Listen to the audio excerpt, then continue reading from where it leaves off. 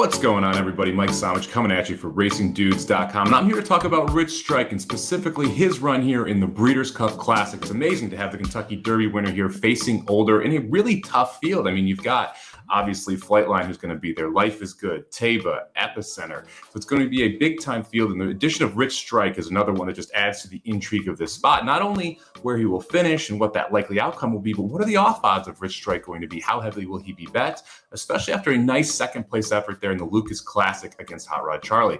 So first, let's take a look at the field and kind of how Rich Strike this will play out for Rich Strike. Obviously, in the Derby, you saw that record-setting opening half mile that's set up for Rich Strike and Sonny Leone to ride the rail and get the victory at Churchill Downs. You could see a similar style pace here in the Classic. You've got Life is Good, who's going to go out, going to go crazy up front. Flightline, a very fast horse as well, especially going this mile and a quarter distance. So you should have a pretty good pace to chase for Rich Strike. So that is definitely a positive for him. Now, this is the toughest field he's ever faced. And that's really the question mark, is where does Rich Strike stack up against these horses? We've seen him run against Epicenter in the Travers, ends up running fourth there. Hot Rod Charlie will be back for this year's Classic. He ran second to him last time and really should have beaten him in that Lucas Classic.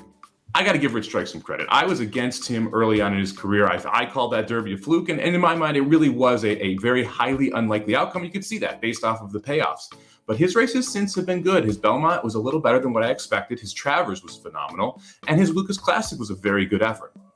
However, this is the issue I have with Rich Strike in this spot. It's who he is facing. We saw him get beat pretty handily by Epicenter in the Travers. He was able to run with Hot Rod Charlie, but Hot Rod Charlie was a step below last year's Breeders' Cup Classic contenders, and this year arguably is a better field. I mean, Flightline would definitely be a very heavy favorite, even facing Nick's Go last year. So I think he gets the pace setup, but I'm not sure the ability is there. I think his upside here is to finish fourth, maybe third if he gets a couple horses don't fire as well in this Breeders' Cup Classic.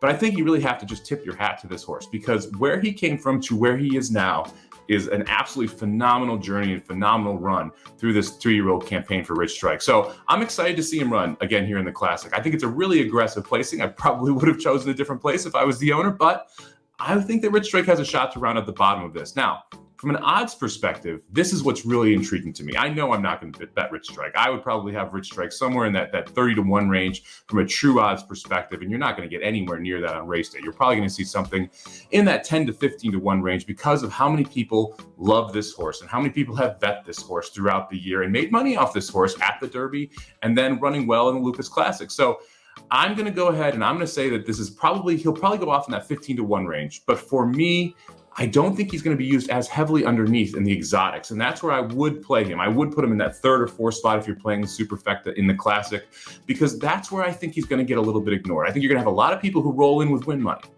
but I don't think you're going to see as many people put him underneath. So as a play for me, if I'm going to use Rich Strike, it's going to be in the third or fourth spot in the Super, maybe the third spot in the Tri if I'm getting a little frisky. I am excited to see him run, though, because I do think he deserves to be there, which is really saying something from where he came from earlier in this year, even after that Kentucky Derby win. He had to validate it, and he was able to do that with both the Travers run and this Lucas Classic second-place finish. So I'm excited to see Rich Strike at the Breeders' Cup Classic here, just 2 weeks away. Absolutely phenomenal run up to the Breeders' Cup Classic. It's going to be a great race featuring Flightline. Make sure you're subscribed here to the Racing Dudes YouTube channel to check out more videos just like this one coming out, prepping both the contenders and the races, as well as live shows Thursday, Friday, and Saturday of Breeders' Cup weekend to get all of our opinions going into and coming out of the Breeders' Cup. Thank you very much. We'll see you at the track.